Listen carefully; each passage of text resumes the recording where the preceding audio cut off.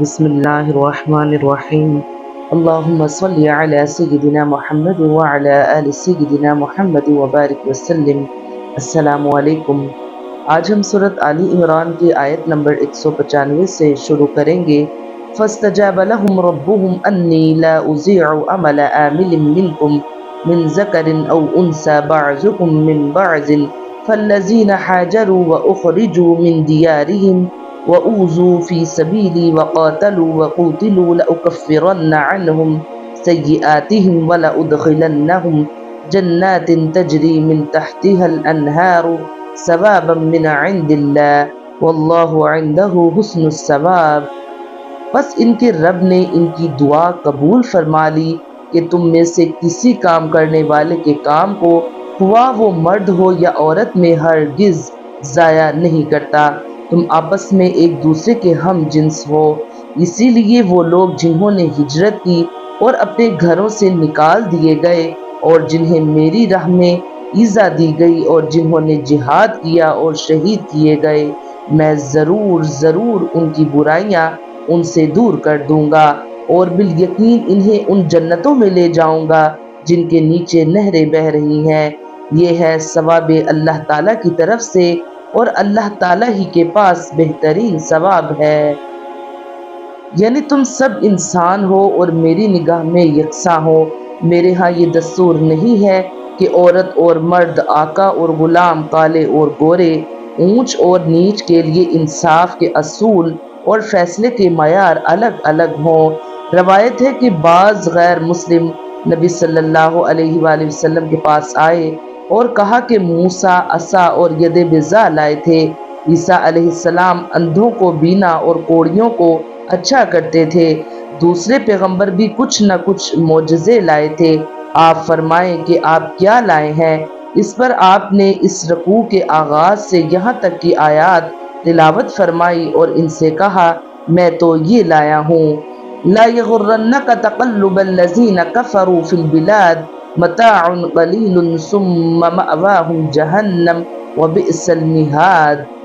تجھے کافروں اور شہروں میں چلنا پھرنا فریب میں نہ ڈال دے، یہ تو بہت ہی تھوڑا فائدہ ہے، اس کے بعد ان کا ٹھکانہ تو جہنم ہے اور وہ بری جگہ ہے۔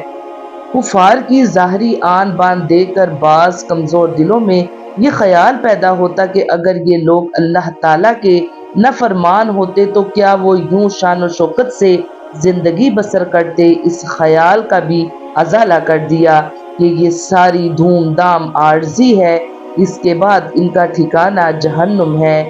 اسی لیے تم ان کی اس چند روز کفر کی ان حق پر ہونے کی دلیل مت سمجھو، ان کے انجام پر غور کرو کہ یہ کتنا ہولناک ہے۔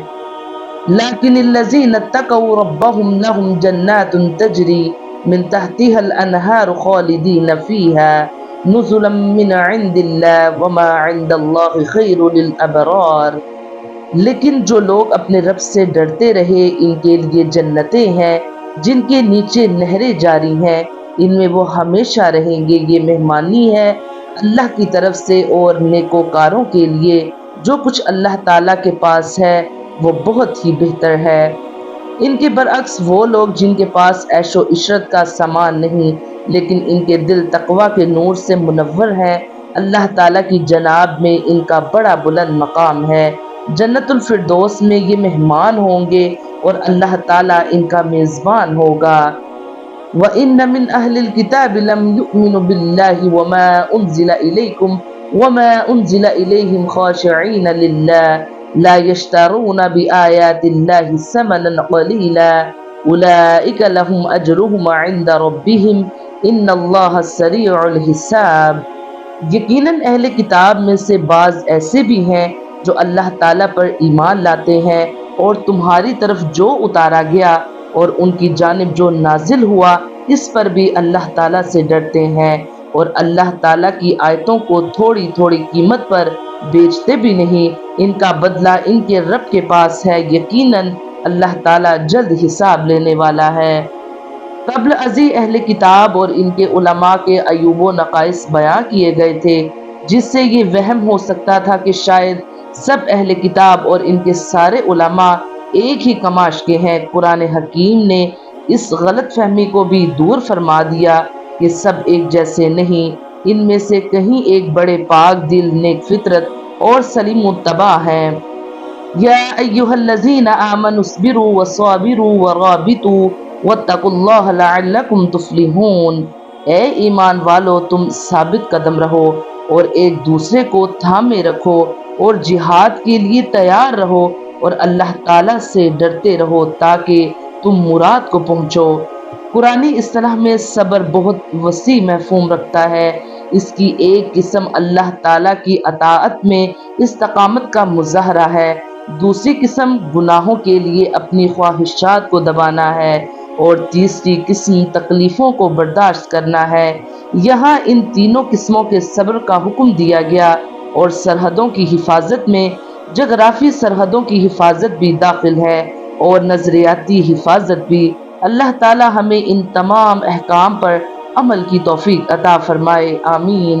اللہ تعالی ہمیں قرآن پاک پڑھنے کی، اس کو سمجھنے کی اور اس پر عمل کرنے کی توفیق عطا فرمائے، آمین یا رب العالمین۔